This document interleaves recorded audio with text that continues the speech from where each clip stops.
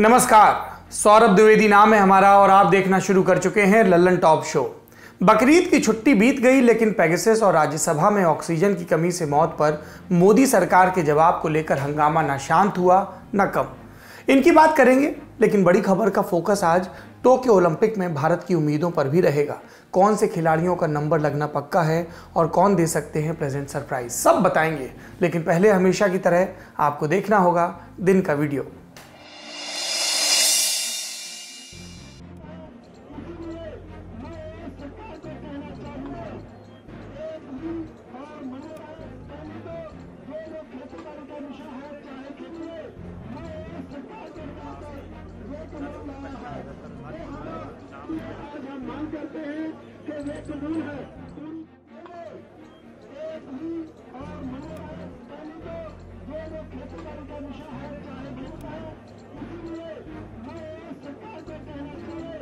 किसान आंदोलन के विरोध में 7 महीने से दिल्ली की सीमा पर डटे किसान नेता आज आखिरकार संसद पहुंचे।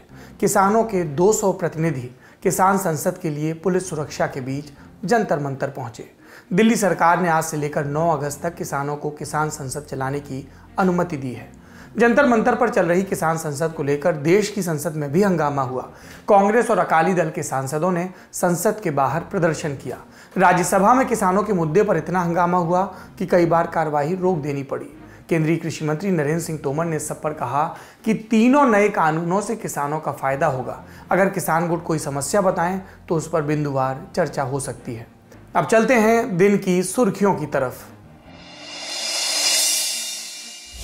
पिछले 24 घंटों के दौरान देश में कोरोना संक्रमण के नए मामले आए 41,383, ठीक हुए मामलों की संख्या 38,652 और मौत का आंकड़ा 507। दूसरी लहर के बहुत हद तक धीमे पड़ जाने के बावजूद कोरोना से हुई मौतों के सरकारी आंकड़ों पर सवाल उठने बंद नहीं हुए हैं। भारत सरकार के मुख्य आर्थिक सलाहकार रहे अरविंद सुब्रमण्यन ने सेंटर फॉर ग्लोबल डेवलपमेंट और हार्वर्ड यूनिवर्सिटी के 2 विशेषज्ञों के साथ मिलकर एक रिपोर्ट छापी है। इसके मुताबिक मौतों का आंकड़ा कुछ लाख नहीं मिलियंस में होगा, यानी 10 लाख के गुणांक में। रिपोर्ट कहती है कि असली आंकड़ा मालूम करना मुश्किल होगा, लेकिन ये 30 से 47 लाख के बीच हो सकता है। अपने निष्कर्ष के लिए रिपोर्ट ने 3 तरह से आंकड़े इकट्ठा किए। पहला, 7 राज्यों में जन्म मृत्यु पंजीयन के आंकड़ों को लिया गया। दूसरा, भारत में कोरोना वायरस की संक्रामकता के आंकड़ों को ग्लोबल फैटिलिटी रेट के बरक्स रखा गया। और तीसरा, तकरीबन 9 लाख लोगों पर किए गए आर्थिक सर्वे के आंकड़े लिए गए। रिपोर्ट ये भी कहती है कि महामारी की पहली लहर के दौरान तकरीबन 20 लाख लोगों की मौत हुई होगी। केंद्रीय स्वास्थ्य मंत्रालय ने आज एक बयान जारी कर इन दावों को खारिज कर दिया। भारत सरकार ने दावा किया कि भारत में मौतों के पंजीयन के लिए एक सिस्टम है जो बहुत अच्छे से काम करता है, इसलिए मौत के आंकड़े में गड़बड़ नहीं हो सकती।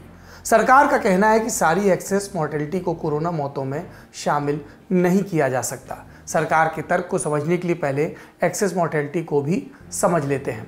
मान लीजिए जुलाई 2021 में एक शहर में 100 लोगों की मौत हो। अगर जुलाई 2022 में उसी शहर में 120 लोगों की मौत हो तो एक्सेस मोर्टेलिटी हो जाएगी 20, यानी मौत में आया उछाल। अब आते हैं सरकार के तर्क पर।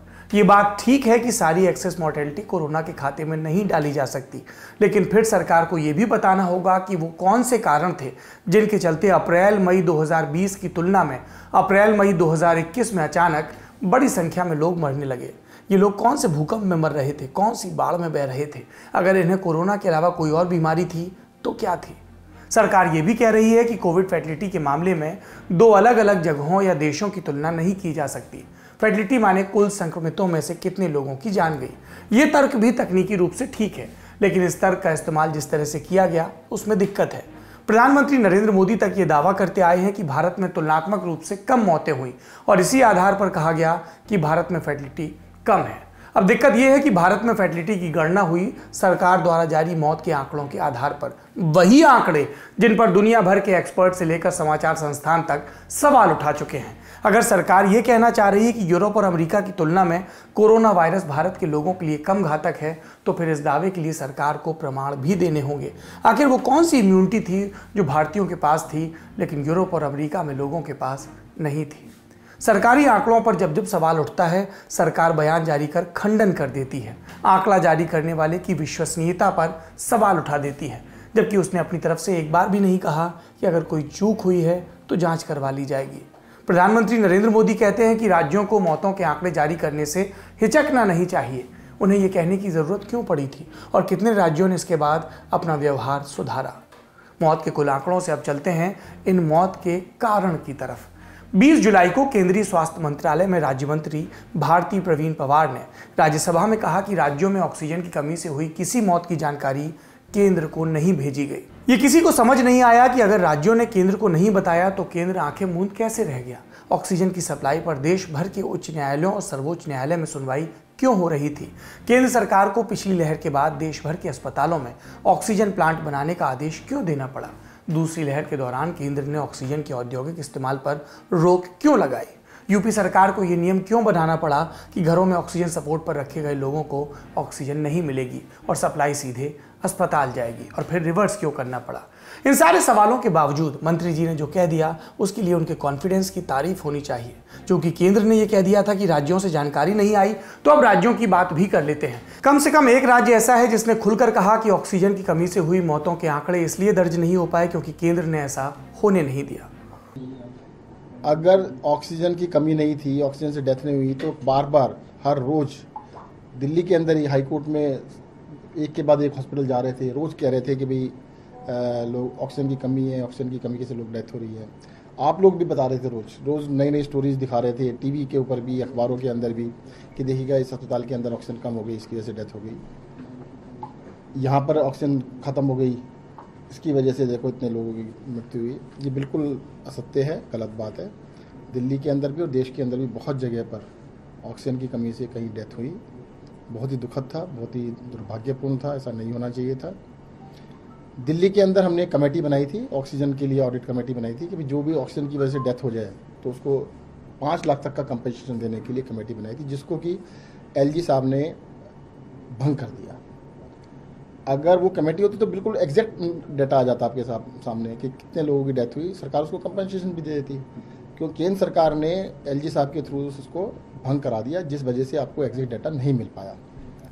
इंडियन एक्सप्रेस अखबार के लिए मल्लिका जोशी और सुकृता बरुआ ने एक विस्तृत रिपोर्ट की है। ये खबर बताती है कि ऑक्सीजन से कमी से हुई मौत का कोई रिकॉर्ड क्यों नहीं है। जिस फॉर्मेट में जानकारी सरकार के पास भेजी जाती है उसमें अलग से ऑक्सीजन डेथ का कॉलम नहीं होता, वहाँ कोविड डेथ का ही कॉलम होता है। ऑटोप्सी के बावजूद ये दावे के साथ बता पाना बहुत मुश्किल होता है कि अमुक मरीज की मौत ऑक्सीजन की कमी से हुई। ऑक्सीजन की कमी वाली बात तभी स्थापित हो पाएगी जब अस्पताल के रिकॉर्ड से मालूम चले कि ऑक्सीजन कम थी। साथ ही ये देखना होगा कि क्या सभी मरीजों के मॉनिटर्स पर एक साथ ऑक्सीजन का लेवल नीचे आया था। तो ये समस्या प्रक्रिया की है, लेकिन महामारी के सबसे विभत्स सच को सिर्फ इसलिए झुटलाया जा सकता है क्योंकि उसे दर्ज करने के लिए प्रक्रिया नहीं थी। क्या मरीज, उनके परिजन, डॉक्टर और इन सब के विलाप के वो सैकड़ों वायरल वीडियो झूठे हैं? इस पर भी एक बार सरकार को राज्यसभा और लोकसभा में बयान देना चाहिए और तब सरकार को यह भी बता देना चाहिए कि 11 मई 2021 को गोवा के स्वास्थ्य मंत्री विश्वजीत राणे ने क्यों कहा था कि गोवा मेडिकल कॉलेज में ऑक्सीजन की सप्लाई बाधित होने से 26 कोरोना मरीजों की मौत हो गई थी। अब दूसरी सुर्खी की तरफ चलते हैं। बहुत दिनों बाद इनकम टैक्स डिपार्टमेंट सुर्खियों में लौटा। सुबह सुबह खबर आई कि दैनिक भास्कर समूह के कई ठिकानों पर एक साथ छापे पड़े। इसमें भोपाल, जयपुर, अहमदाबाद और दूसरे शहर शामिल हैं। इनकम टैक्स विभाग या central board of directed taxes यानी सीबीडीटी ने छापों का कारण साफ नहीं किया, लेकिन सूत्रों के मुताबिक छापों के पीछे कथित टैक्स चोरी के आरोप हैं। दैनिक भास्कर समूह देश के कई राज्यों में दैनिक भास्कर नाम का अखबार छापता है। गुजरात में दिव्य भास्कर, महाराष्ट्र में दैनिक दिव्य मराठी के नाम से। छापों की खबर सामने आते ही सोशल मीडिया पर दैनिक भास्कर की कोरोना काल की रिपोर्ट्स को शेयर किया जाने लगा। इनका संबंध गुजरात, मध्य प्रदेश, राजस्थान, उत्तर प्रदेश, बिहार और पंजाब में कोरोना महामारी की दूसरी लहर के दौरान मौतों के सरकारी आंकड़ों में गड़बड़ी और दूसरी अव्यवस्थाओं से जुड़ा था। छापों के बाद विपक्ष के नेता मसलन दिग्विजय सिंह, अरविंद केजरीवाल और भी कई नेता ट्वीट कर इसे पत्रकारिता पर हमला बताने लगे। भास्कर समूह ने आज कोरोना काल की अपनी सारी चर्चित रिपोर्ट्स को एक साथ फिर छाप दिया। इस कंपाइलेशन की शुरुआत इन शब्दों से की, सच्ची पत्रकारिता से डरी सरकार। आज ही के दिन समाचार चैनल भारत समाचार पर भी छापा पड़ा। भास्कर समूह की तरह ही भारत समाचार पर छापे की भी विपक्ष ने आलोचना की। भास्कर समूह पर हुई रेड के मामले पर नरेंद्र मोदी सरकार में सूचना प्रसारण मंत्री अनुराग ठाकुर से जब सवाल किया गया तो उन्होंने ये कहा। देखिए, जनरली हम लोग जितने प्रश्न हैं वो कैबिनेट के निर्णय पर ही रखते हैं और ऐसे बहुत सारे अवसर आएंगे, पार्लियामेंट भी चल रही है और वहां पर बाकी जगह भी आपके इन सारे प्रश्नों का उत्तर दिया जा सकता है। लेकिन मैं इतना ही कहूंगा, एजेंसीज अपना काम करती हैं,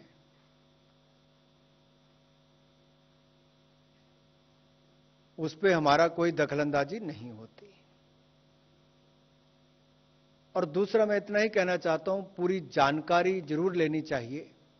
कई बार जानकारी के अभाव में भी बहुत सारे विषय ऐसे आते हैं जो सच्चाई या सत्य से परे होते हैं। वैसे छापा एक भाजपा नेता और शराब कारोबारी ओम प्रकाश जायसवाल के यहां भी पड़ा। जौनपुर के रहने वाले जायसवाल 2012 में शाहगंज विधानसभा सीट से चुनाव लड़े थे और उनके ही परिवार से गीता जायसवाल शाहगंज नगर पालिका परिषद की अध्यक्ष हैं। तीसरी सुर्खी, पैक्सिस प्रोजेक्ट ने आज भी सुर्खी बनाई। आज सुबह खबर चल गई कि एमनेस्टी इंटरनेशनल ने कभी नहीं कहा कि जो नंबर जारी हुए उन्हें पैक्सिस से निशाना बनाया गया। साइबर सिक्योरिटी पर काम करने वाले पत्रकार किम जेटर के हवाले से चली इस खबर में एमनेस्टी के एक बयान का जिक्र था। बयान ये कि लीक हुए नंबर एनएसओ के क्लाइंट्स माने सरकारों के निशाने पर हो सकते थे। वैसे लोग जिन पर सरकारें सर्विलांस करना चाहें, उन लोगों की संख्या बहुत छोटी है जो वाकई सर्विलांस पर रहे।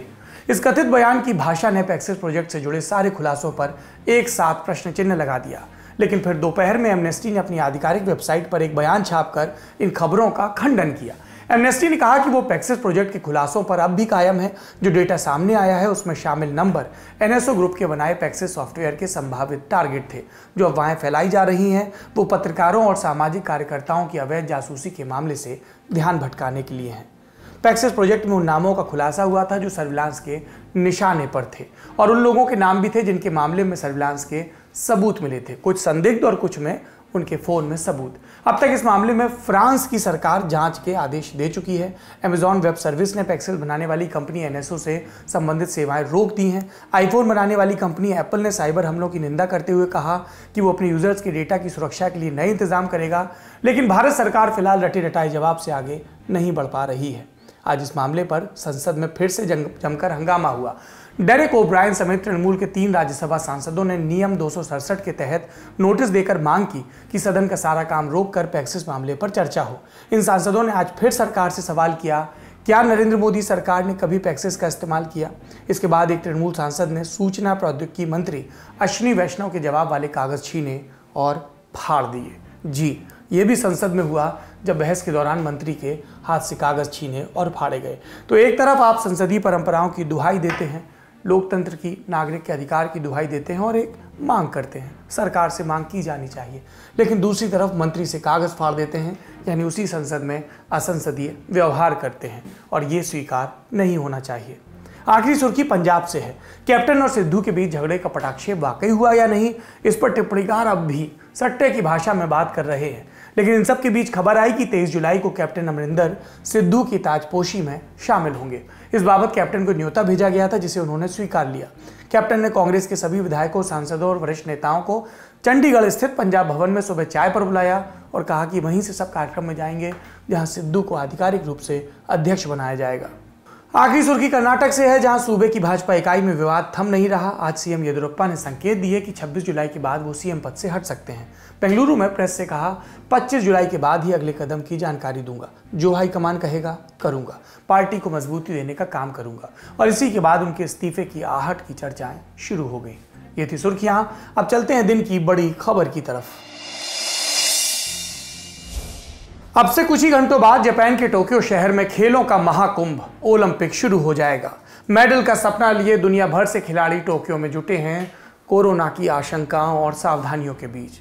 ओलंपिक में जीतना किसी भी खिलाड़ी के लिए कामयाबी का सबसे ऊंचा सोपान माना जाता है और इस प्रतिष्ठा तक पहुंचने की ओलंपिक गेम्स की भी 127 साल लंबी यात्रा रही।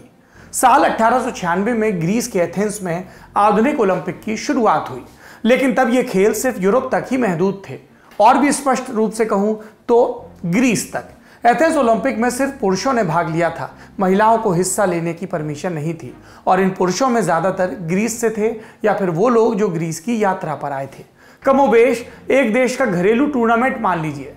शुरू होने के 4 साल बाद साल 1900 में पेरिस में हुए ओलंपिक में भी कोई बड़ी तब्दीली नहीं आई। महिलाओं को कुछ खेलों में हिस्सा लेने की अनुमति मिली, लेकिन ज्यादा कुछ नहीं बदला। अभाव इतने कि तैराकी की प्रतिस्पर्धा गंदी नदी में करवाई गई। लेकिन ओलंपिक गेम हर 4 साल वाले पड़ाव से गुजरते हुए अब 2021 तक पहुंच चुके हैं और कल से ओलंपिक के इतिहास का एक और अध्याय लिखा जाना शुरू हो जाएगा। तो हमने सोचा कि आज बड़ी खबर में टोक्यो ओलंपिक की बात करेंगे, ओलंपिक के बारे में आपकी जानकारी में कुछ इजाफा करेंगे, इसके आयोजन में इस बार क्या अलग है इसकी बात करेंगे। भारत की तरफ से इस बार मेडल की उम्मीदें किन पर टिकी हैं उनके बारे में। सबसे पहले कुछ बुनियादी तथ्य जान लेते हैं, ब्रशअप कर लेते हैं अपना जीके। टोक्यो ओलंपिक 23 जुलाई से शुरू हो रहा है और 8 अगस्त को समापन होगा। आप जानते हैं ओलंपिक खेल हर 4 साल में होते हैं। 2016 में ब्राजील के रियो में ओलंपिक गेम हुए थे। 4 साल बाद जापान के टोक्यो में होने थे, कोरोना की वजह से टालना पड़ा और अब 2021 में हो रहे हैं, लेकिन इसका नाम ओलंपिक 2020 ही है। ओलंपिक का नाम टोक्यो ओलंपिक है, लेकिन इसका यह मतलब नहीं कि जापान के और शहरों में टूर्नामेंट्स का आयोजन नहीं हो सकता। कई शहरों में होगा, लेकिन मुख्य शहर है टोक्यो।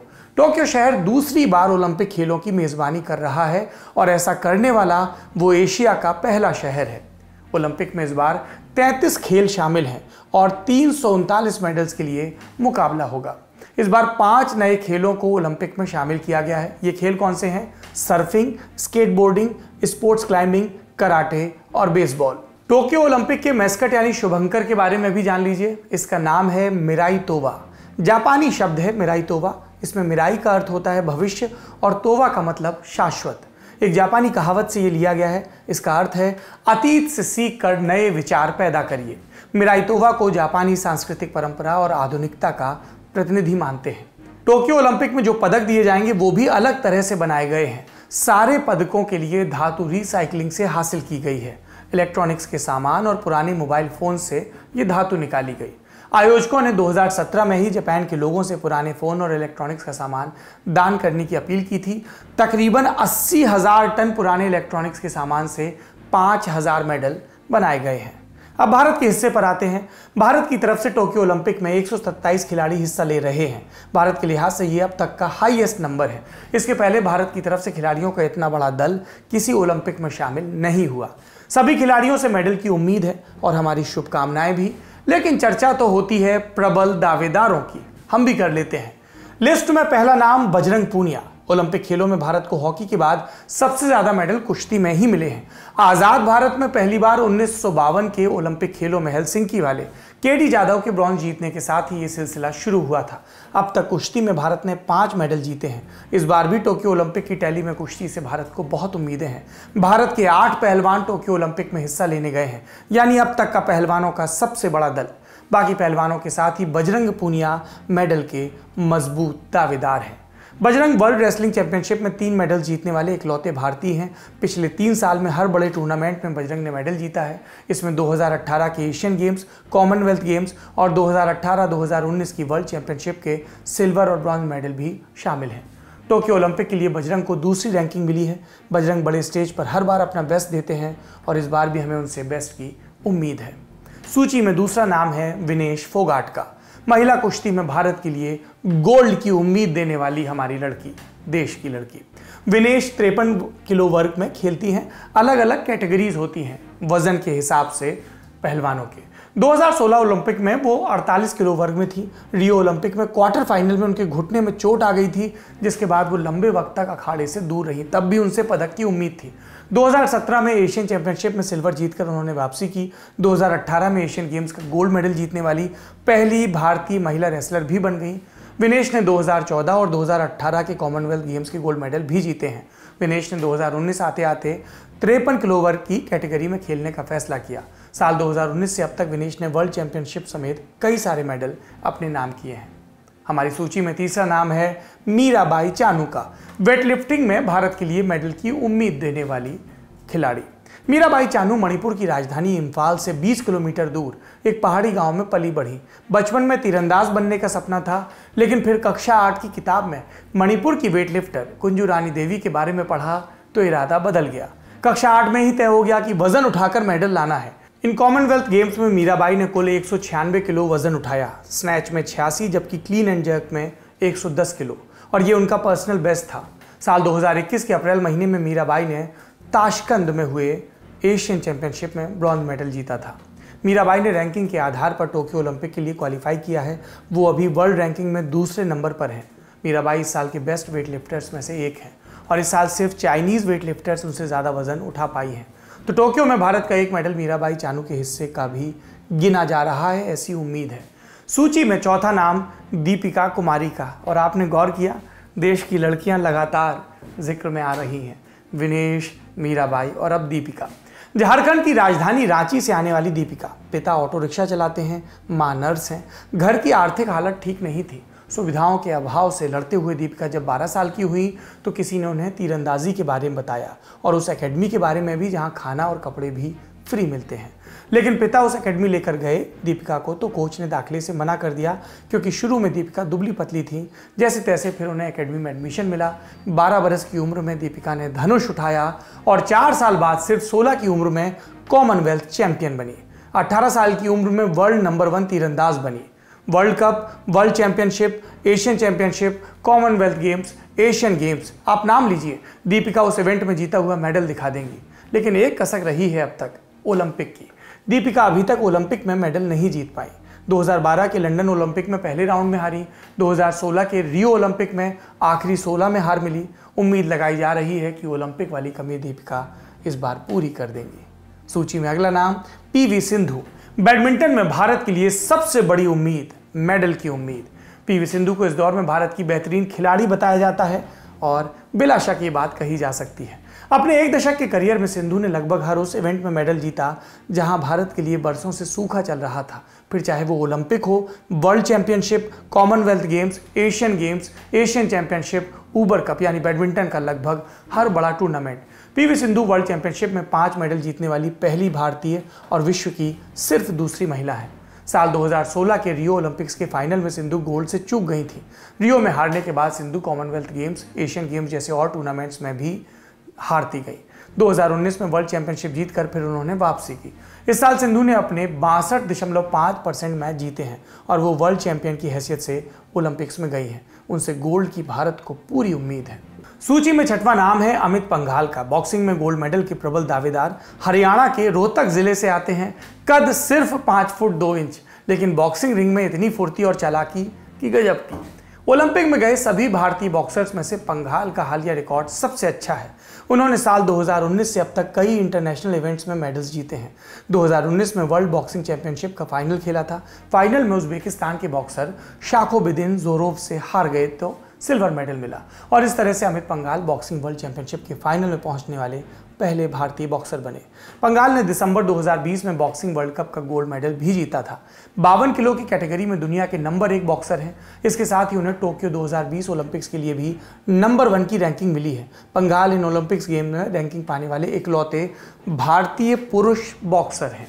सूची में 7वां नाम है नीरज चोपड़ा का। भाला फेंक यानी जेवलिन थ्रो में भारत के लिए मेडल के दावेदार। नीरज वर्ल्ड रैंकिंग में 16वें नंबर पर हैं। उन्होंने 87.86 मीटर तक भाला फेंक कर ओलंपिक का टिकट हासिल किया। लगातार 80 मीटर से ज़्यादा दूर तक भाला फेंक रहे नीरज इस ओलंपिक में भारत के लिए मेडल जीत सकते हैं। यहाँ पर हम सारे 127 खिलाड़ियों का जिक्र नहीं कर सकते, लेकिन हमें यकीन है कि हम जिनका जिक्र नहीं कर पाए उनमें से भी कुछ सरप्राइजिंग नाम ऐसे आएंगे जो तमाम संभावनाओं के और आशंकाओं के पार जाकर असंभव को संभव कर दिखाएंगे। देश के लिए, तिरंगे के लिए मेडल जीत कर लाएंगे। सभी को हमारी खूब शुभकामनाएं। आप जीतें, पोडियम पर खड़े हों, तिरंगा तने और राष्ट्रगान बजे। इससे ज़्यादा और गर्व क्या हो सकता है हमें। ओलंपिक की बात चल रही है। भारत इसमें शुरू से अब तक 28 मेडल जीत पाया है। इसमें 9 गोल्ड हैं, 7 सिल्वर और 12 ब्रॉन्ज मेडल। भारत ने सबसे ज़्यादा 11 मेडल हॉकी में जीते हैं, जिसमें 8 गोल्ड शामिल हैं। अब हॉकी में भारत का वो दबदबा नहीं रहा जब से एस्ट्रोटर्फ का मामला आया। 2008 के बाद से गोल्ड मेडल भी भारत नहीं आया है। तब अभिनव बिंद्रा हमारे लिए गोल्ड जीत कर लाए थे। पिछले ओलंपिक में भारत को सिर्फ सिल्वर और 1 ब्रॉन्ज मेडल मिला था। उम्मीद है इस बार हमारे खिलाड़ी बेहतर प्रदर्शन करेंगे, खूब मेडल लाएंगे। उनको एक बार फिर से शुभकामनाएं। आज के लल्लन टॉप शो में इतना ही। अपना और अपनों का ख्याल रखिए। ओलंपिक ज़रूर देखिए, घर में ओलंपिक खेलों को दिखवाइए। इससे बच्चों में खेलों के प्रति नए सिरे से उत्साह जागता है और खेलों के प्रति यदि उनके मन में उत्साह आ गया तो आपका आधा काम बन गया, क्योंकि तब वो टीम वर्क भी सीख जाएंगे, मेहनत भी सीख जाएंगे, अनुशासन भी सीख जाएंगे और शारीरिक रूप से सक्षम तो बनेंगे ही। शुभ रात्रि।